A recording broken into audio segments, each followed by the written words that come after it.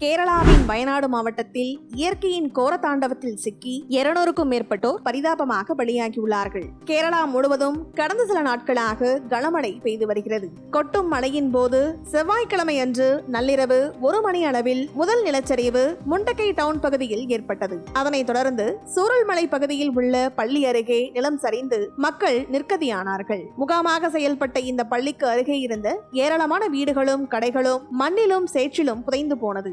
அட்டமலா மற்றும் முண்டகை இணைக்கும் ஒரே பாலம் வெள்ளம் மற்றும் நிலச்சரிவில் சேதமடைந்ததால் மீட்பு குழுவினர் பாதிக்கப்பட்ட பகுதியை சென்றடைவதில் கடும் சவால் ஏற்பட்டது.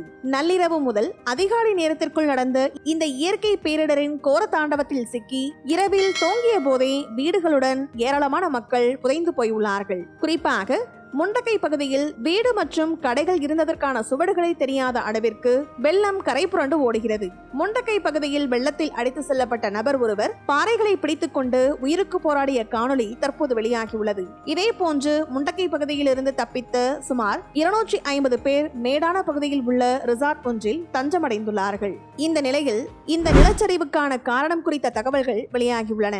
இந்திய விண்வெளி ஆராய்ச்சி மையத்தின் மையங்களின் ஒன்றான தேசிய தொலையுணர்வு மையம் இந்தியாவில் நிலச்சரிவு ஏற்படும் 30 மாவட்டங்களில் 10 மாவட்டங்கள் கேரளாவில் உள்ளதாக தெரிவித்துள்ளது. இதில் வயநாடு 13வது இடமாக உள்ளது. தோட்டங்கள் தொடர்பான பரப்பளவு அதிகரித்ததும் காடுகளின் பரப்பளவு குறைவதும் இந்த நிலச்சரிவுக்கான முக்கியமான காரணங்களாக பார்க்கப்படுகிறது.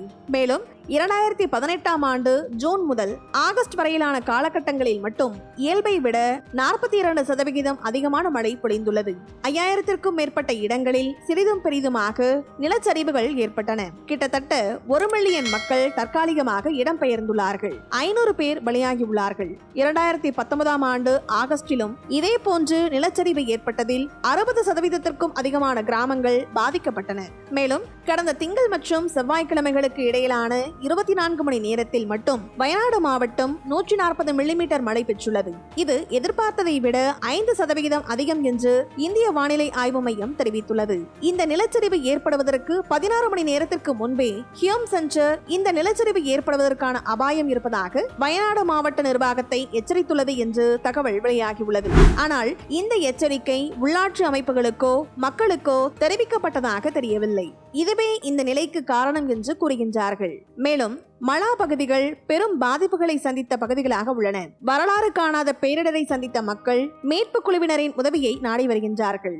கடந்த காலங்களில் நிலச்சரிவுகளில் கேரளா பெற்ற அனுபவத்தில் தற்போது வரை அந்த மாநில அரசு பாடம் கற்கவில்லை என்றே பல்வேறு தரப்பினர் தெரிவிக்கின்றார்கள். வயநாட்டில் ஏற்பட்ட இந்த நிலச்சரிவால் 150க்கும் மேற்பட்டோர் பலியாகி இருப்பது பெரும் சோகத்தை ஏற்படுத்தியுள்ளது.